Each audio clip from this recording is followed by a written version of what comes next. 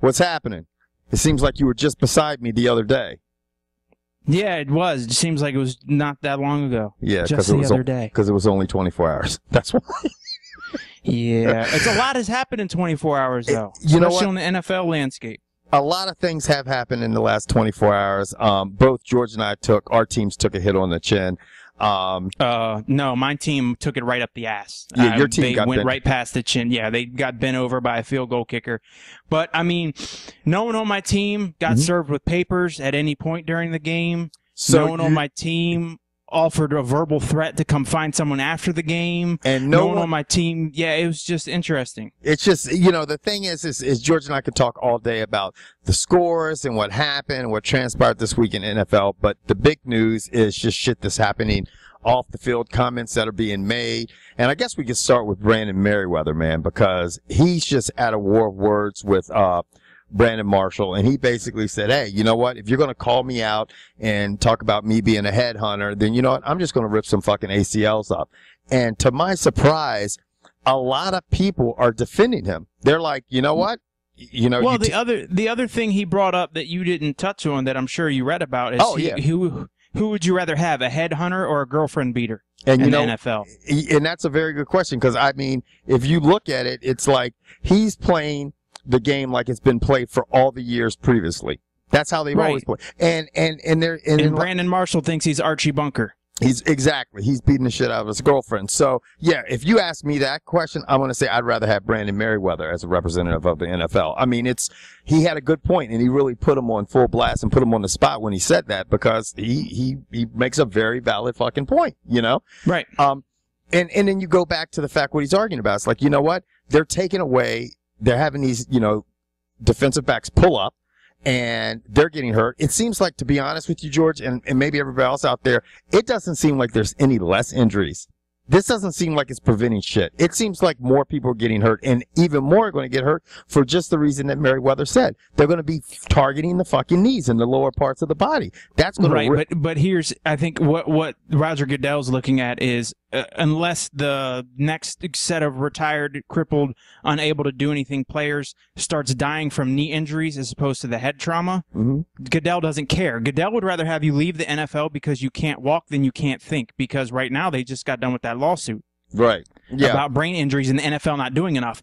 Well, the NFL seriously can't do anything to protect their knees. That's just, unless you're going to make the hitting zone equivalent to the strike zone in major leagues. Yeah. And then it's going to be real interesting to see where you're allowed to hit, not hit. And everyone's complained about quarterbacks. And let's face it, they're the highest paid guys for a reason. Yeah. I mean, there's only 32 of these guys who can do what they do. And I mean, if RG3 goes out, or Peyton Manning goes out, or Tom Brady goes out, your team kind of goes out. Well, maybe not so much with Kirk Cousins, but the other two, yeah.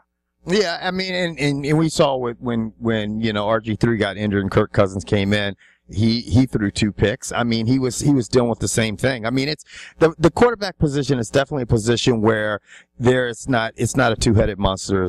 By no means is it a three-headed monster. Basically, it's not like running backs or receivers where other people can come in and it's plug and play. And that's the problem. I think once it gets to that point, and maybe the game will evolve in the next few years or decade to where you have 2 and 3 deep quarterbacks that can really play, that really know your system. That if but the problem is going to come into the salary cap, because you're not going to be able to pay 2 or 3, because no guy's going to get paid starter money to sit on the bench. He's going to want to start. But I think at that point in time, when the sport, if and when it does get to that point, George, then you're going to see quarterbacks not making that kind of money. Like you saw elite running backs years ago making crazy. 15 years ago, running backs made crazy cash because they were the only running back. And now, running backs play 3 years. Here comes the next guy. Running backs share the backfield with another guy. So there's no way any franchise is going to pay them a considerable amount of money, because they're like, hey, we got 3 other backs on our roster. We can't fucking pay you, huh? One guy who earned every single penny of his contract this weekend was Megatron. You know what, man? And that's the game we'll start out with, man. I mean, we're only going to focus on the real big headlines. And the Dallas-Detroit game, I can honestly say that. Ramon, if you're watching this video, dude, I was literally going to Facebook and say, what is your number? Because I'm like, this man is probably having a heart attack right now.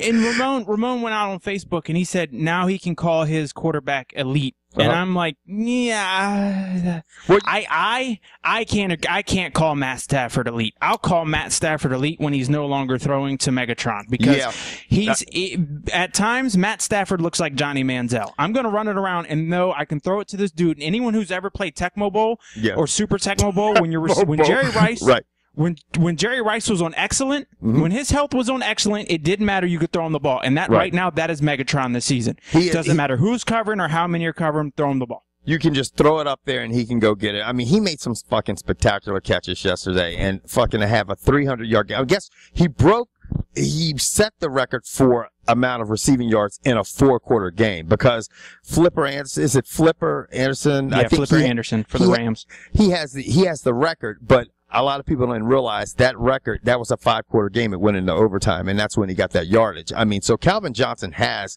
the game, regulation receiving game record, and that shit's crazy. It's just, that guy might end up being the nastiest receiver of all time, dude. Yeah, he could be. If he continues to play like this and stays healthy, which is the key with all these guys. If you stay healthy, then you got a chance to play. My question is I'm pretty sure they re-signed him, but like, how long are you going to stay in Detroit? Because I don't have Detroit even making it to the playoffs this year. The NFC from their division's too tough. Yeah, their division's tough, and it looks like you said, man. I will give Stafford did a smooth ass thing when he just went down and told everybody. He put everybody on the opinion that he was going to spike the ball, and he was like, "Fuck it," and just balls out and did that shit. That was great. But like going back to what you said about elite quarterback, I just think an elite quarterback is somebody who makes everybody around them better. You know what I mean? And I couldn't, besides Burleson, name another wide receiver on their team. Yeah, and I just think, if you take away Megatron and stuff like this, when he gets to a point, and maybe a couple years down the road, where he's making, people are coming in there, and you're seeing no-name receivers, and he's turning them into superstars, like, Manning and Brady does, and what Montana and these other quarterbacks that are Hall of Famers did, then you can say that. But right now, I think it's a little bit young for that shit, that comment. Yeah, I don't think Matt Stafford will ever be an elite quarterback. To me, he's got too much Jay Cutler in him. He just tries to force the ball when he doesn't have, for me, he's not an elite quarterback. Yeah. And he puts up the yards. But I'm going to tell you what, there's another quarterback that puts up a lot of yards that's just like him, and that's inconsistent, and he's one of your favorite people, and that's Phillip Rivers. And I mean, you look at that, and it's, there's a comparison there. You know what I mean? Yeah. Phil had the week off, so this is the best Phillip Rivers has ever looked to me. So, anyway, let's move on. Let's talk about what's going on in fucking Georgia, man, because Atlanta is struggling like shit. I feel bad for Tony Gonzalez, who came back, signed this fucking deal, hoping in hopes that they would work their way to a Super Bowl, and nay. I can tell you right now, if I'm the GM, I'm calling Tony's agent and be like, "Do you want to be traded?" Yeah. And I mean, to me, they owe it to a man who can't. Now, I understand your team got bit by the injury bug, but this man was, that close to retiring, and the only reason he came back is how good his team did. And now there's no weapons; they can't do anything. I would literally go to Tony Gonzalez and be like, "Is there a team in the NFL you'd like to play for? Because we'll trade you." And you pick your team, and we'll call them and see if we can work out a deal. And that's just because Tony Gonzalez is a good guy who's done it the right way his whole entire career, and he deserves a shot to play in the Super Bowl. He really does, man. I feel bad for him. And he's a stand-up guy. He's never been a troublemaker. You've never heard any bullshit about Tony Gonzalez. And you feel for him. Like, you want to see him win a championship. Let's go on to Cincinnati. Okay, and we'll go there for a couple of reasons. One, because they were crazy when they played the Jets. They beat them fucking 49-9. But of course, there was somebody that made headlines, and that's Adam Pacman Jones, right? He took exception to one of the Jets wide receivers cutting him and going after his knees. And I hate to break it to Adam, but that's what happens. I mean, you're going to get cut. And he basically told him, "I'm going to come and find where you live." After he makes it rain at the local strip club. And let me tell you, that might seem like an idle threat or just words. But considering this player and his track record, and unfortunately, if something ever did happen to that player that he said that to, they're going to come right for him and ask him what the hell he did. And that's the thing, man. And that's the thing. It's like, when you make statements like, Adam Pacman Jones made, and when you make a statement like Brandon Merriweather made. Now, let me tell you something. Merriweather can go out and hit somebody in his knees, but every flag is going to be raised. All eyes are going to be on him. People are going to look at the commission and say, okay, he said he was going to do this, and he might not even have that intent doing it. But now he's put himself in a situation where he's under the magnifying glass, and sometimes he's bringing unwanted. I mean, you're talking about a player who got suspended for an entire year for what he did off the field. Right. Like, how many more? This is America. You can be the most fucked up human being in the world, but if you can run a sub 4.3 40, you can return punts, or you can hit the ball 400 feet, or you can you shoot 50% from 3-point land. People will give you a chance and another chance, and I mean, it's pathetic because this dude. If this dude wasn't a player, he'd be in jail, or still be in jail, like, period. Because he wouldn't be able to get the lawyer. But you know what's fucked up about it the most, George? It's not even so much people give you. It's like people cannot fathom seeing somebody do that. Like with the whole Gonzalez thing. You know, it's like people are like, no, he can't. He won't. I mean, Gonzalez, Hernandez. No one could see that. It's like they were like. It's not even like they were giving a hall pass. People were like, no, he couldn't do that. He couldn't be involved in something like that. That's how people saw it. Do you think Mike Pouncey or Maurice Pouncey could be involved in anything like that? Look, let me tell you something. They were the guys that were his caretakers down at the University of Florida, the Pouncey brothers, who are twins. One plays for the Steelers, one plays for Miami, and obviously the one that plays for Miami, I'm sure you guys are aware, was served papers. He was subpoenaed at the end of their game. He wasn't arrested. He wasn't thrown in jail. He was told, this is the date, this is the time. Our advice to you is be there, and be there on time. Right. Now, from what is when the feds serve you those papers, you better show up. And now, mind you, these are the two brain surgeons who at the beginning of the season were seen in a club with free Hernandez hats on. So let's just keep that in mind. Let's keep another thing in mind. That they're saying that it's for gun trafficking, and apparently, and I could be wrong, but from what some of the media is saying is that Pouncey, the one that was served the papers, the brother that was served the papers, was either part of the deals, around during some of these deals, and so the Fed's going to be leaning on him for information. You know what I mean? I mean, they're going to be leaning, even he's a part of it, or if he's not a part of it, he is very much in the same predicament that Ray Lewis was back years ago. You know what I mean? Yeah. It's like, and you're looking at multiple states, so that's Fed time and Fed charges. Like, that's not, that's serious shit, dude. It's serious shit. And I'm going to tell you what, the difference between now and when Ray Lewis did is that Roger Goodell is just the kind of guy, he's like, and I don't know if we want this in our league. You know what I'm saying? We don't need this bad press and stuff like that. So that could be, I mean, it's bad for Pouncey, obviously, you know. It's bad for the Patriots. It's bad for, obviously, the Steelers, who are already out, without him, his services, the other brother services this year. But who knows? Know who it's worse for? Who? It's the worst for Tim Tebow, because his empire is crumbling beneath him. George, everybody, if you guys who are new to the show, and the thing that I love about the show the most is that our fans are as fucked up as George and myself. They just don't give a fuck. But George has a conspiracy theory, everybody, that Tim Tebow is the mastermind behind all this criminal activity that's come out of the University of Florida as of late.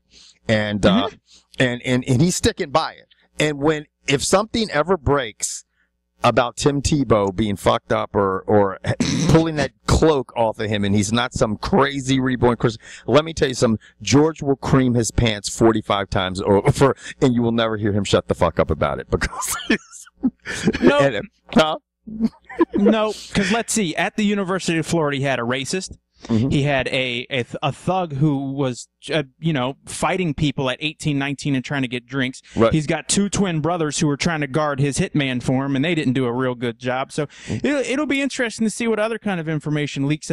And everyone wants to hate on the U. I think Florida might have surpassed anything and any player that's ever come out of the U and done anything. Now, I understand the Cowboys had the White House and Michael Irvin was involved in that, but these are four players who are just fucked up.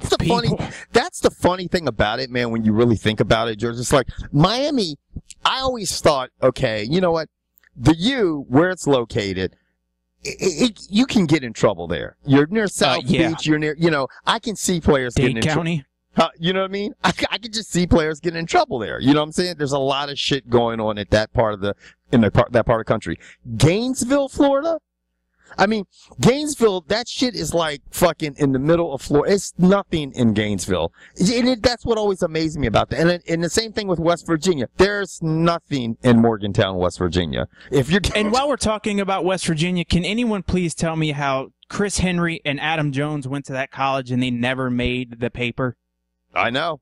But they come to the NFL and all of a sudden they're enemy number 1 and number 2. I mean, God rest Chris Henry's soul, but I mean, still, come on. These colleges are doing a hell of a cover. Who's on the PR teams for these schools? Well, I mean, it was like Moss at Marshall. I mean, they're such, they're in such isolated areas. You know what I'm saying? That these kids, and I'm serious. When you think about that, the law enforcement, there's locals and stuff like this. It's not like when you're going to school in the city.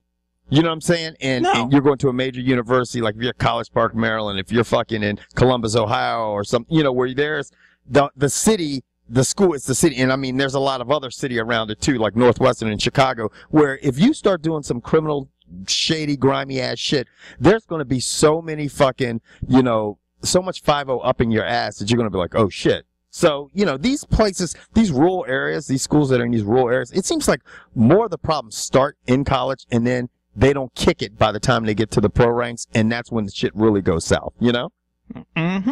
Mm-hmm. Now, let's talk about your boy Andy Reid. Are you missing him yet? Am I missing him? No. Because he's just, look, anyone who's been in a relationship with a person, whether it's your parents or a friend or a girlfriend or a significant other, right. They can talk, you can look them dead in the face and you see their lips moving and you literally can't hear them. It's just, you start to tune people out. The shit, people wear out their welcome, things don't work out. And I'm happy for Andy Reid, and to me, this proves more to how much Andy understands the NFL, understands the players he has, understands the system that he needs to implement to make his players successful. Right. And before the last 2 seasons in Philadelphia, you can't argue that with me. You really can't. They were one of the most dominant teams in the NFC East for 8 years. Right. Oh, they went, in the span of 8 years, they went to 5 NFC championships. So, they were and in a Super Bowl, too. I think if Andy Reid ever wins a Super Bowl, he could possibly be a Hall of Fame contender if you look at his body of work as a head coach. Yeah. Now, I don't know how important Super Bowl wins are to head coaches to getting into the Hall, but we all know what they mean for quarterbacks and elite status and all that crap. I'm glad to see his team's 8-0, and I find it hilarious that all he needs is a running back, a quarterback who doesn't make mistakes, and a stingy-ass defense. And you know what's funny, man? It's such the formula for the NFL, and to get to the championship games, it's always been, go if you want to go, the formula is a good defense, which everybody seems to think is disappearing in the NFL, and to some degree I agree with that, but a good defense and a running game, because you can create these long drives that consume up the clock, and then you keep the other team's offense off, He has that formula in Kansas City right now.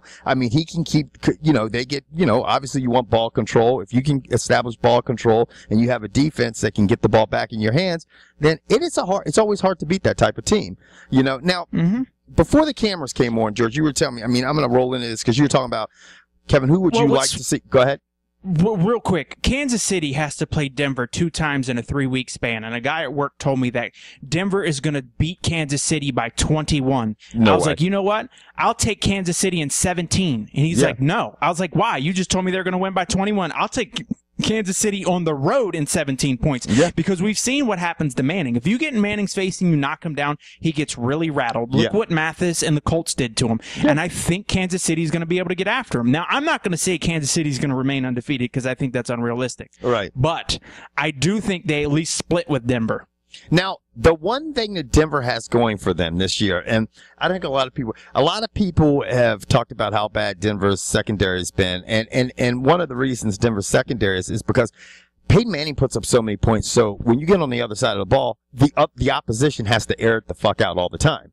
But and they're a little bit tired because everyone talked about Chip Kelly's offense and running plays. You want to take a guess at who's run the most plays this season on offense? Oh, the Denver. Broncos. Yeah. And now the other thing is that, like I've said before, I think teams like the Colts are building a team to beat Manning and Brady with the run game stuff. But the one thing that Denver has going for them right now, and a lot of people are not aware, they have an incredible run defense. I think might have the best run defense in the league, or I know top 3. And so, you know what, that, if they can do that, then that's a formula to me that can beat Kansas City. You know what I mean? Now, and you got to see what Denver did firsthand to Washington. Washington was up on them, what, 21-7? 21-7, and you know, Broncos then rattled off 45 straight points, 30, or 40 or 30. 38 straight points. And it was like, you know what, there was no time during that game. I sat there and, like, when they went up 21-7, I'm like, okay, this whole game depends on what Washington's offense can do. If they can run the ball, you know, if they can get Alfred Morris and, you know, Roy Halou to run the ball and run out the clock and wear more on the defense, they'll do fine. They could not do that, and bam, 38 points later. Fucking, you know, Denver wins 45 points. The last thing you can do against Peyton Manning as an offense is go 3 and out. Yep. That's it. You can't. You cannot go 3 and out against Peyton Manning. Like, if you're going to give that right there, you might as well just throw a pick or just fumble the ball. Right. Or that's the next thing I was going to say. Or give him a turnover. You know what I'm saying? I mean, and you know, the game was just a sloppy fucking game. You know, the Redskins had 5 turnovers, the Broncos had 4 turnovers, but still, look at the score, 45-21. So I mean, it's wide open. I think in the AFC, I really think that they're. One week I think somebody can do it. One week I think somebody else can do it. But I'm going to tell you what, it could be Denver. It could be the it could be the Broncos. It could be the Patriots. It could be the Chiefs, the Colts. You know, there's a lot. The Bengals. I mean, the Bengals look good. So now, with that said, we are at the halfway point of this NFL season. We just finished Week 8. Tonight's game doesn't count. Get real. Right. Seattle should take the Rams behind the woodshed and just pummel them. Right. I mean, the Rams don't have a starting quarterback. The Seattle defense is nasty. This will be a blowout. Now, with that said, let's just assume Seattle wins. That'll put Seattle at 7-1. 2 questions. First question, well, 3 questions. Is it possible to see 2 teams this season not win a game? Not win a game? Not win a game. And the reason I say that is Tampa Bay sitting at 0-7 and Jacksonville sitting at 0-8. And let me tell you, I think if you put the 2 teams together, you don't have a team that could go 500 in the NFL. I think Jacksonville will not win a game. Just because they just don't have any talent. I think Tampa Bay has no talent either. They don't have any talent, but I think more so than them not having talent. I mean, you see teams that have the talent that Tampa Bay has, and they have 3 or 4 wins during the season. It's just the whole management and Greg Schiano and everything that's got that whole fucking organization fucked up right now. If Tampa Bay's owners are on the hook for $10 million if they fire that dude. And this is the thing, dude. I mean, Tampa Bay still has 2 games. I mean, they got to play Atlanta, and Atlanta looks weak. I mean, they're in that division that doesn't look. The only team that looks really good to me, in my opinion, is you know, the Saints. Now people say the Panthers, but I just think they'll pull off a win. It may be 2 wins, but I don't think the Jaguars will. Tampa's next games are at Seattle, home versus Miami, home versus Atlanta, at Detroit, at Carolina, and Buffalo. Home versus I think their best shot is beating Buffalo or at St. Louis. Because I don't think they're going to beat any of those other teams. I think at St. Louis they have a chance, and at home against Atlanta I think they have a chance. I think at home versus Buffalo, I think Atlanta's going to kill them. Yeah, home at Buffalo. Oh, Buffalo's at home too? Yeah, Buffalo's at home and at St. Louis. I think those are their only 2 shots for a win. Yeah. And I don't think Jacksonville has a shot at winning a game. I mean, it's hard to say, man. I mean, when you really look at it, you know, it's tough. Jacksonville, if we step over to the other side, you got Jacksonville at Tennessee, home versus Arizona. They might be able to beat Arizona. At Houston, at Cleveland, they might be able to beat Cleveland. Houston again, Buffalo, Tennessee, and at Indy. I just think when I look at the Bucs, I mean, I look at them right now. They lost by 1 point to the Jets. They lost by 2 points to the Saints. They lost by 3 points to Arizona. They lost by like 7 points to Atlanta. They've been in some of these games. I mean, the only time they got blown out by the Patriots, and they got blown out by fucking the Panthers just this past week. But other than that, I mean, they have not been like the Jaguars. The Jaguars getting beat by 3 touchdowns, 3 and 4 scores every fucking game. I think the Buccaneers might can pull it off. One Jacksonville, you know what's hilarious about Jacksonville? They scored their first home touchdown this season in London. Are you serious? Because it was technically a home game for Jacksonville. I mean, and they scored their first home touchdown in London. they just, the thing is that they're just so, I mean, let's go down. They're bad. 28-2, 19-9, 45-17, 37-3, 34-20, 35-19, 24-6, 42-10. They're getting destroyed every game. I mean, they're not even in the game. The closest game they had was against Oakland. Let's go from the outhouse to the penthouse. And what we're going to do here is you pick the two teams, and this goes for the 4 people watching. Mm-hmm. I want to know the 2 teams that you want to be in the Super Bowl, i.e. pick it with your heart, but still use a little sense. Don't pick like I'm an Eagles fan, but they're not going to make it. We're excluding the Redskins and Eagles. Right. So so you got to pick 2 teams that you want to see in the Super Bowl, mm-hmm. and then 2 teams you think are going to be in the Super Bowl. And for you people who watch this show long enough, you should be able to separate them. You understand here at the Uncut Sports Show, we do have our favorites, right. But we also use our head. So 2 teams you're going to pick with your heart, and 2 teams you're going to pick with your head. Let me see. I would say definitely in the AFC. I would say I'd like to see Denver. And is that your head pick or your heart pick? Right now I'm going to do my head pick. I like to see. Okay. My heart pick. I like to see Denver, and I'd like to see. Obviously, the Skins can go. I'd like to see Detroit. I'd like to see Denver and Detroit. If 2 teams that I'm not, pulling for, if it's not my home team, I'd like to see Denver and Detroit. Now. And then who would you like to see win that game?